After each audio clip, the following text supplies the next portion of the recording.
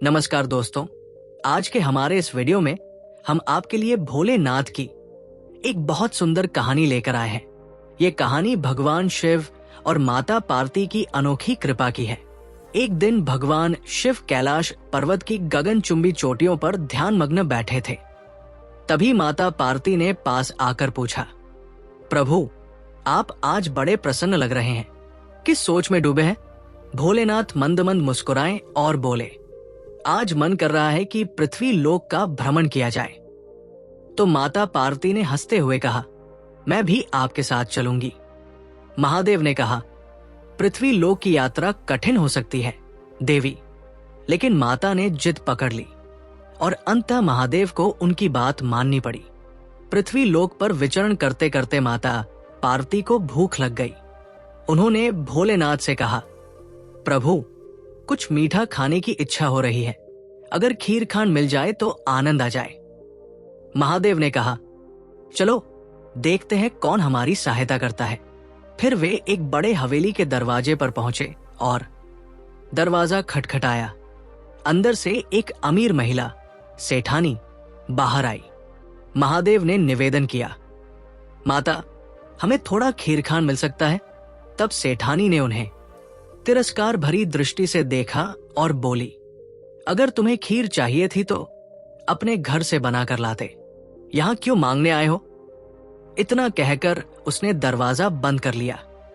माता पार्वती ने निराश होकर कहा, प्रभु, क्या कोई ऐसा नहीं जो प्रेम पूर्वक हमारी सेवा करे? महादेव मुस्कुराए और बोले, देवी, परीक्षा अभी बाकी है।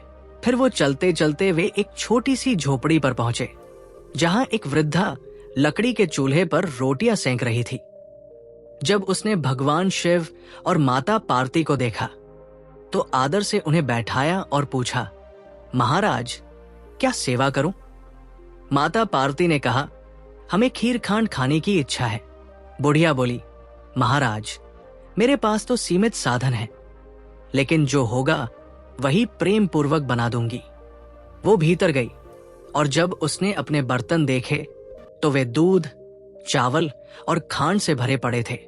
वो आश्चर्य में पड़ गई, लेकिन बिना कोई प्रश्न किए उसने प्रेम से खीर बनाई और महादेव पार्वती को परोसी। खीर खाने के बाद वृद्धा ने पूछा, महाराज, अब इस बची हुई खीर का क्या करूं? मेरे तो कोई परिवार भी नहीं है। महादेव बोले, माई, अपनी आंखें बंद करो और जो होगा उसे स्वीकार करो। बुढ़िया ने आंखें बंद की और जब खोली तो उसके सामने उसका परिवार खड़ा था, बेटा, बहू और पोते पोतिया। वो आश्चर्यचकित रह गई और खुशी से झूम उठी। लेकिन फिर वो बोली, महाराज, इतने लोग हैं, लेकिन मेरा घर तो एक छोटी सी झोंपड़ी है, ये सब कहाँ रहेंगे? महादेव ने झोंपड़ी को धीरे से एक लात मारी और वो पल भर में एक विशाल महल बन गई। अब बुढ़िया खीर के कटोरे भर भर कर बांटने लगी। जब वो उसी सेठानी के घर पहुंची तो सेठानी ने पूछा, अरे बुढ़िया, तेरे पास इतनी खीर कहां से आई? बुढ़िया ने भोलेनाथ और पार्वती जी की कृपा की पूरी कहानी सुनाई। सेठानी क्रोधित हो गई, अरे, मेरा धन उस बुढ़िया को कैसे मिल गया? मेरे पास तो अब कुछ नहीं बचा। वो भागती हुई महादेव के पास पहुंची और उनके चरण पकड़कर बोली, महाराज, आपने मेरी दौलत इस बुढ़िया को क्यों दे दी? भोलेनाथ गंभीर स्वर में बोले, मैंने कुछ नहीं किया, ये उसी को मिला जिसने सच्चे हृदय से स्वीकार किया। तूने न कहा, इसलिए तेरा भाग्य भी न हो गया। सेठानी रो पड़ी, बोली, महाराज, कुछ तो कीजिए।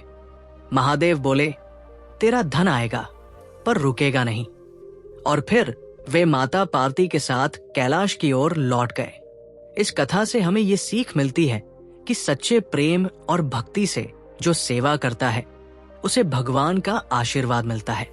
धन दौलत से नहीं, बल्कि सच्चे मन से किए गए कर्म से ही कृपा प्राप्त होती है।